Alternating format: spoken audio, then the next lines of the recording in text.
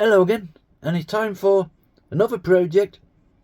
Today we're going to do some router work on this Viking head with its fancy helmet there, a couple of plats down the side and that lovely bird in front. Now the idea is to route out all the black sections.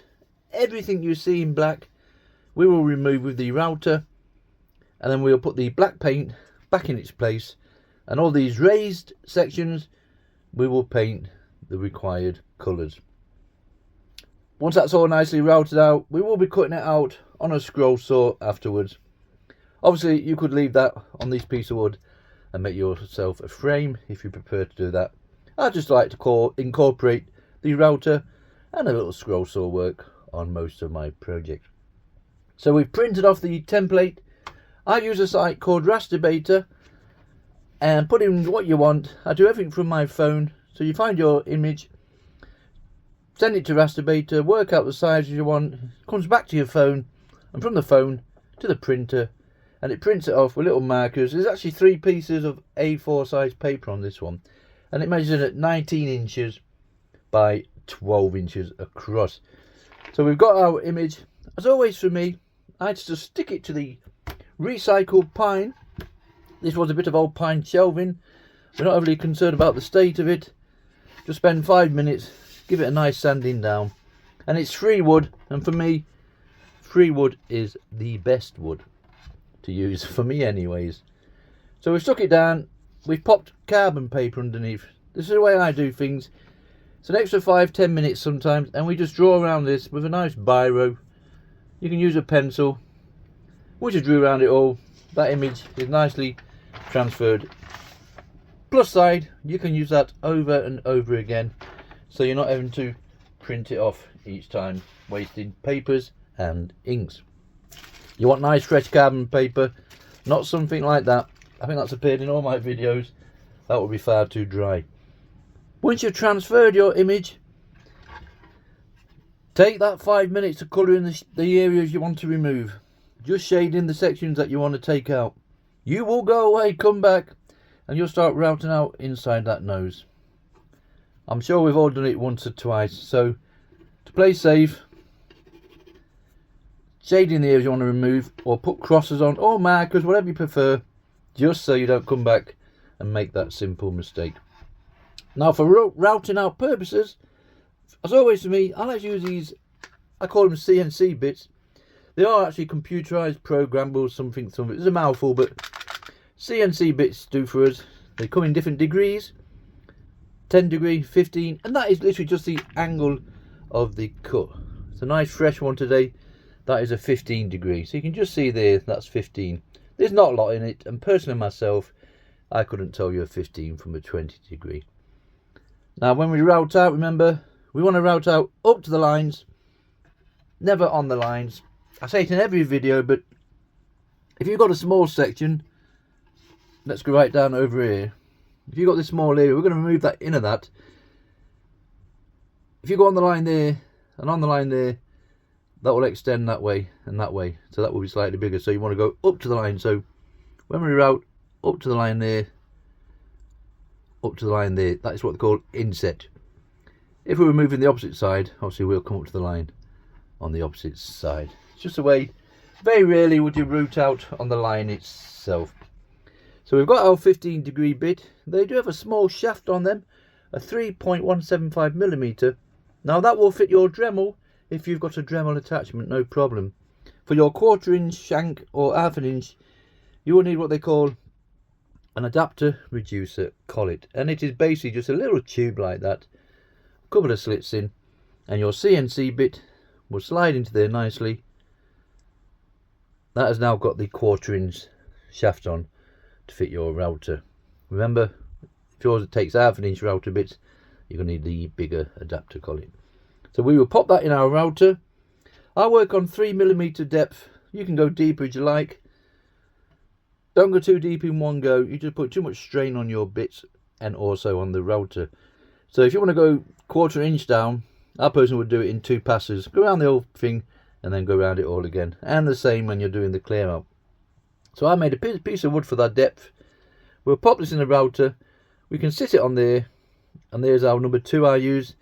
Number 4 slightly bigger, and that's roughly about 3mm. And if we pop our little CNC bit in there, that's just more or less lined up. So 3 meters, 1.4. It's near enough for what we want, and that is deep enough for the paint or resin or whatever you want to put in for me personally. So we'll do all our lines there, and then we'll come in for the clear out. And as always for me, end milling bits. These are fantastic little bits. If you're just starting out and you want to try some cheap bits just to get you going, good old eBay, Amazon for these. These are proper burnt now. Look, you can see I've had some force on these. I've purchased some new ones which I will show you now. The new ones come without those barriers on. Nice crispy new ones here, look. They are the same bit as those, but they just don't have those plastic cover on for some reason.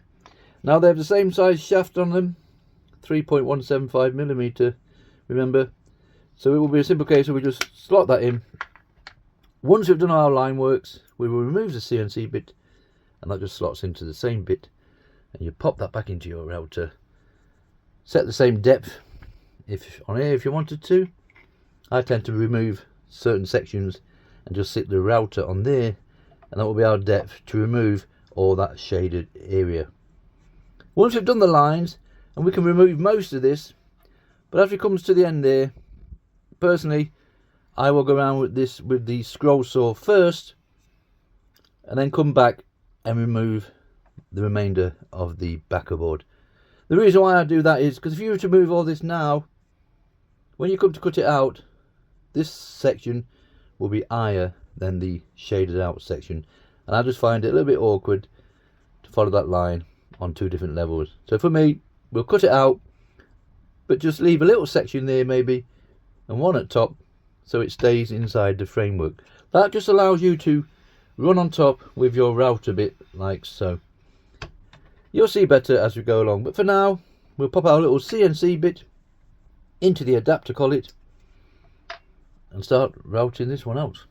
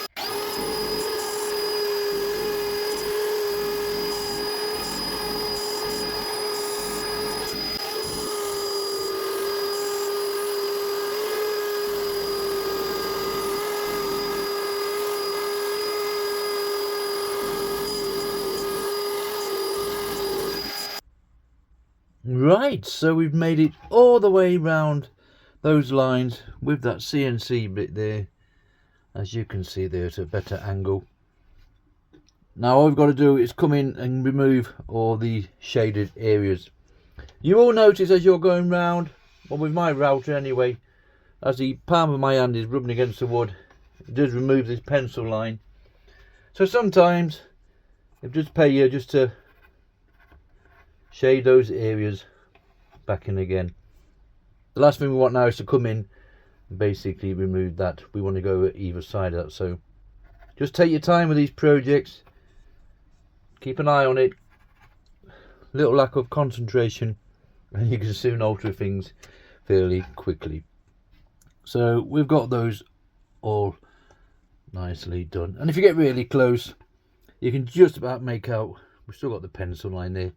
Now remember, these kind of projects, it doesn't have to be too perfect, so if you're not quite there, I wouldn't be concerned about it. These are just little fun projects on a bit of basically free scrap pine wood. Right, so we've removed the CNC bit from the router. That was a nice new piece, so we will get a lot more projects out of that. And we're simply going to come in with one of these end milling bits. Now I've had to go for quite a small one because we've got some small areas to get into. We've got to get down into these sections here and these pointed areas, and it's just a little bit tight, and we can always replace it with a larger one. There is bigger bits out there. I have some that are 3 inches long and they will rip this off no problem, but far too big and too aggressive to go into these kind of projects. But these little end milling bits, you won't be wrong with those, eBay or Amazon. There is a spiral up cuts. You can use profile bits, liner bits to do all your different work. Just find the bits that work for you. So we'll pop this into the router. We'll set it to the depth.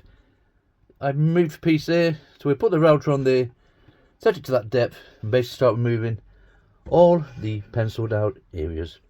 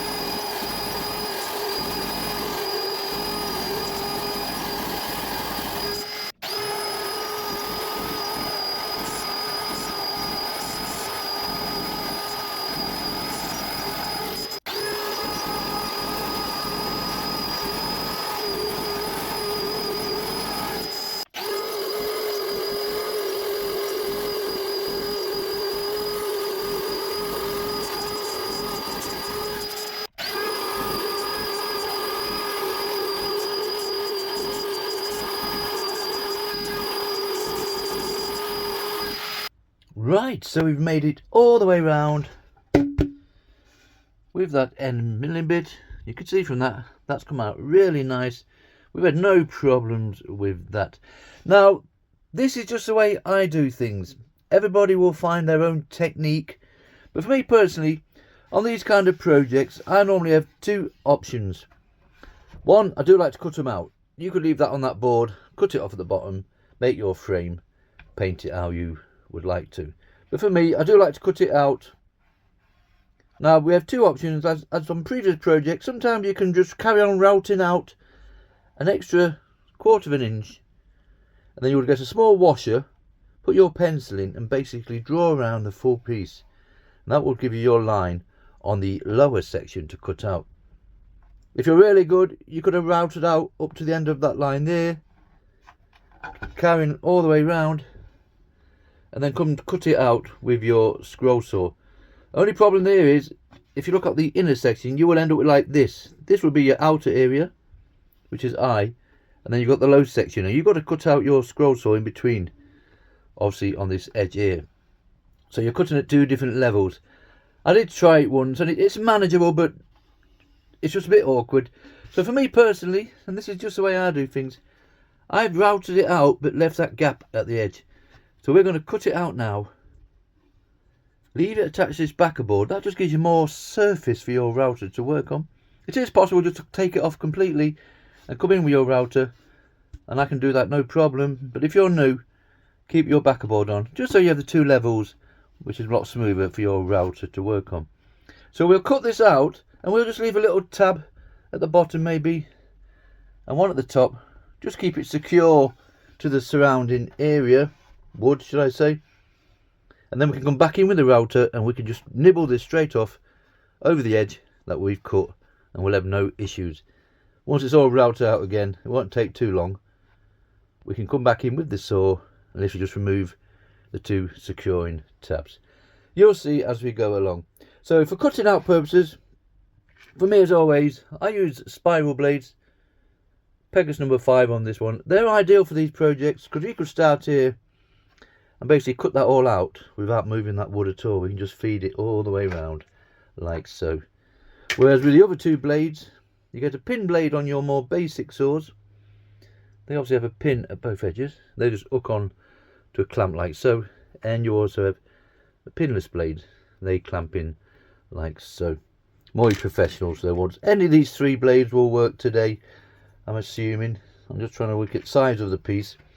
With these ones, your straight blades, you would have to cut down there, and then you need to turn that wood to cut, and then turn it again to cut and turn. So with the size of the piece, you may just struggle to get that on your saw, but everybody has their own techniques, and it is possible to do. So for me personally, pegas spiral blade. With my old saw, it only takes pin blades, and spirals are pinless, so I use these adapter clamps, and you just put one on the end of your blade. There's a little Allen key in there, tighten it up, same on the bottom, and that just hooks onto your saw the same way as a pin blade would hook on. Where would that clip in there? That clips onto there, and it just hangs on exactly the same way. So if you are going to purchase a scroll saw, purchase one if you can that takes pinless blades. It will just save you a lot of hassle and time. I've got used to them now, but if you're cutting out a piece that's got 300 holes in and you're taking these clamps off 300 times, it can get a bit it can take the fun out of the project, let's say. So pinless blades, scroll saw if you can. Right, we'll pop this in. I'll drill a couple of little pilot holes first. We'll feed the blade through, we'll cut one side out, take it out, pop it to the other side, and cut out the other side. Just watching that little section there, and then say we'll go back and route out the rest of it. It'll all fit in right at the end. Okay, so we've got our pegas number 5 spiral blade set up in the saw. You can see my little adapter clamps at the top there, and there's one at the bottom as well. With all your blades, they want to be smooth on the way down, rough on the way up. That way you know you've got your blade in the right way.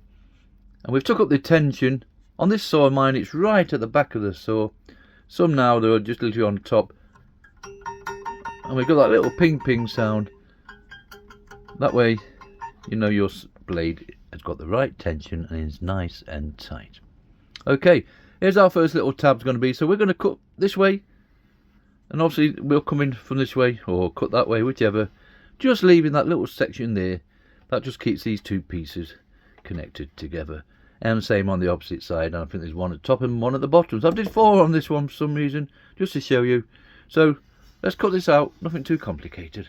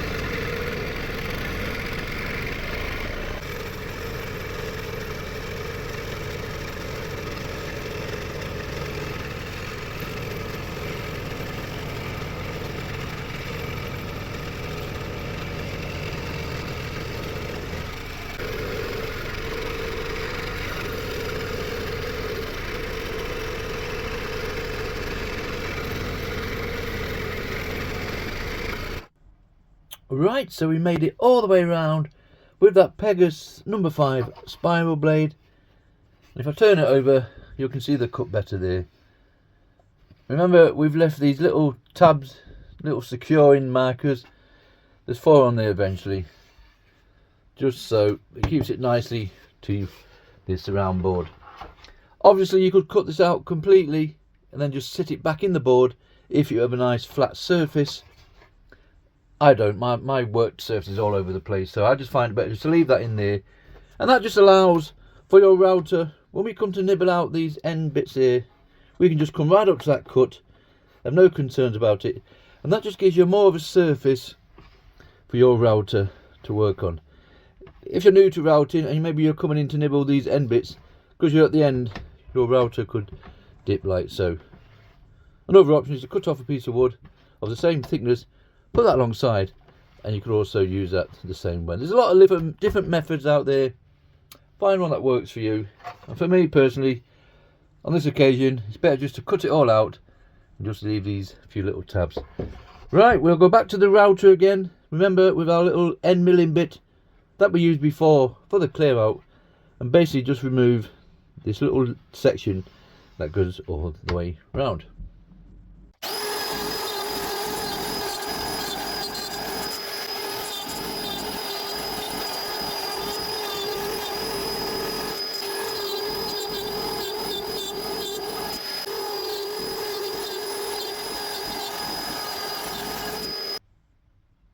Okay, so we've removed the remainder of the back of there. I actually used a larger end mill bit this time, and that took it off in no time whatsoever. A couple of minutes to skim around that.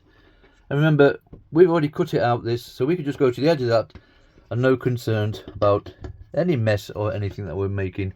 And you notice where the tabs are, I actually route out that little section. I put a pencil line on there, number 2, there's one over here, 3, and there's one at the bottom, 4. So we were back to the scroll saw now.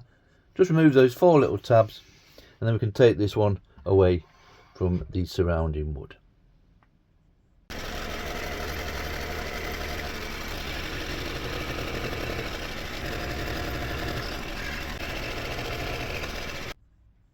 Right, so we've removed those 4 little tabs there on the scroll saw, and that just allows us to take off the surrounding wood now.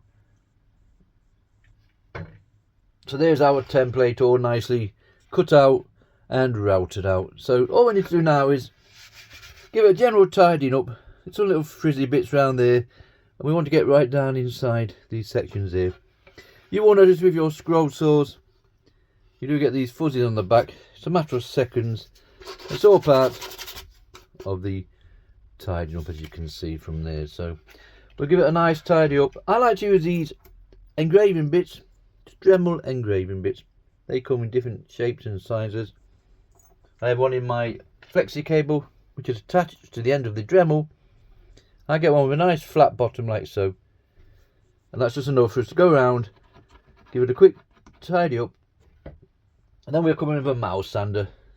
Even though we are painting this, just still nice to get rid of those pencil lines that we can still see, and then a good bit of old sandpaper there, just to get in, take that extra time. I do like to round these off slightly, and the same with the edging all the way around there. Right, quick tidy up, and then be on to the painting side of things.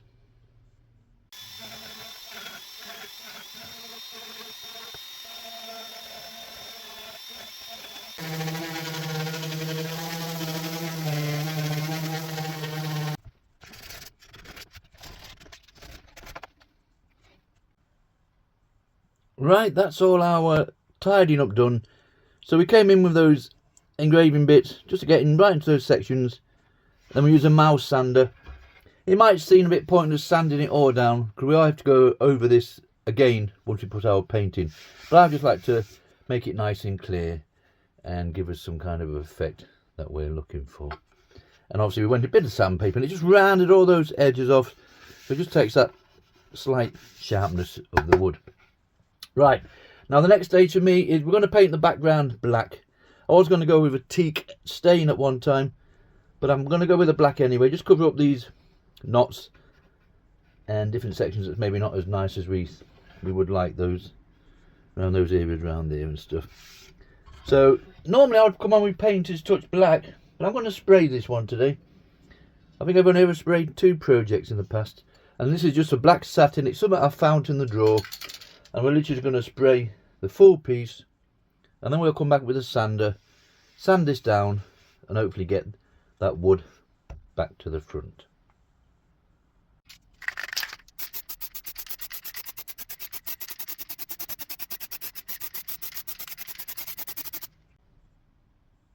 Right, so that's all nicely sprayed. It was hard to get into the smaller section with the spray, and I still prefer to use the brush and paint method, but it's worked, so it's fine. It's done the job, and we had enough paint, so that's the main thing.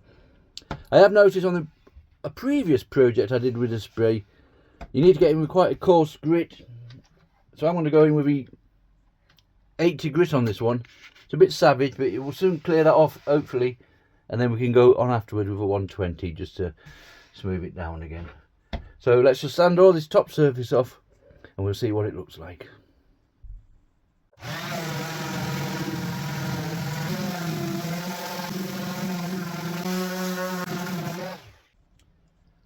Right, we managed to sand all that off. That was hard going, to be honest. Personally, I do prefer to brush it in with a brush, the paint, and you can leave most of this clear, and it's just a lot easier for sanding down. Plus you can get right into these little spaces here. But it took a lot of sanding down, but it's done the job. Remember, we've had no sealant on this, and we've had no bleeding, so we're quite happy with that. That doesn't matter, we're going to paint it all anyway. But yes, we've got what we were looking for, but it just seemed to take a lot more work with that spray. But we all have our own way of doing things. Now, originally, this will be ready for painting now. We're going to get some nice silver and gold in that helmet there. Some white on the horns on the side there. The colour of the face, and then some nice brown beard and the plaits down either side. Now, I've had a little play with these carving bits. These again are eBay. You'll get a pack of 30 or so, 20 maybe, I don't know, for next to nothing. And I've got a nice round one on the end of my Dremel there. And I've had a little play on a bit of scrap that was left over, and I'm just trying to see if I can do some kind of a rough airing effect. I'm not going to call that. Just a bit more to it than being totally flat like that. So the idea is to do the beard and the moustache in this rippling effect. Okay, I'm going to go for it. It can only work out right or make a mess of things, but let's give it a go.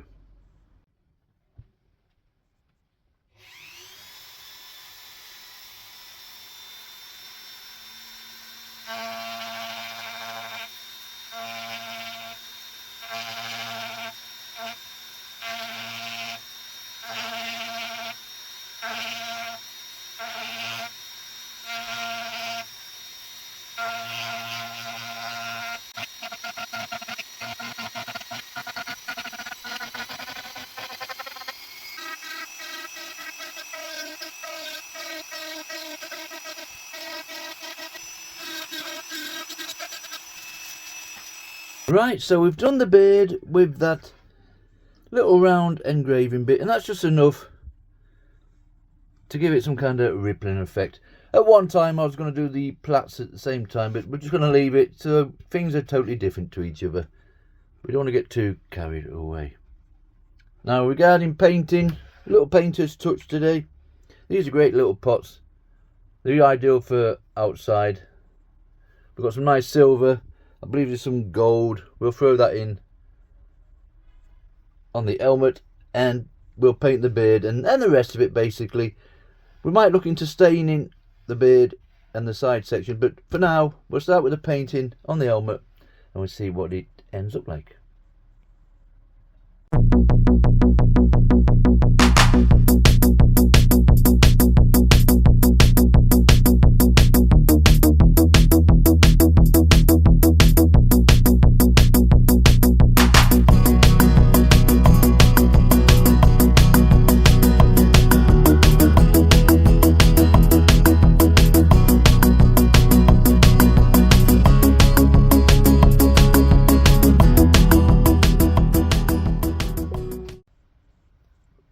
Right, that's it. this little project is finished.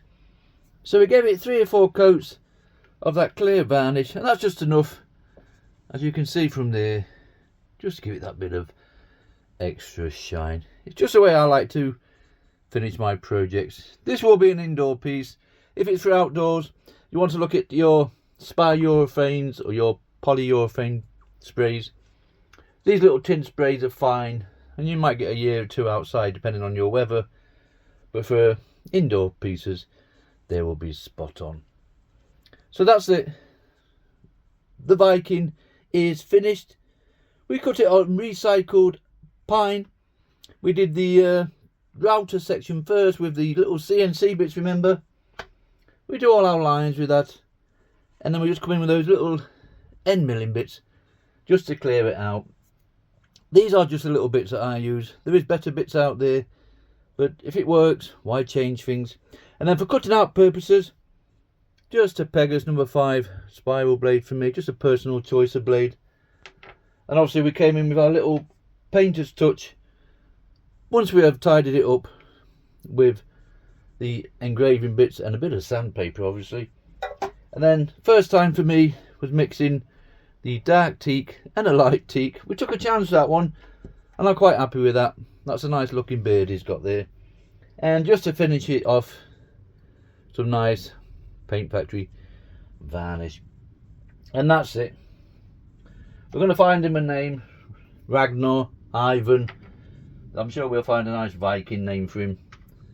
But that's it done. And the overall size, he's 19 inches by 12 inches across. And that's it. This little project is finished. Thank you very much for watching.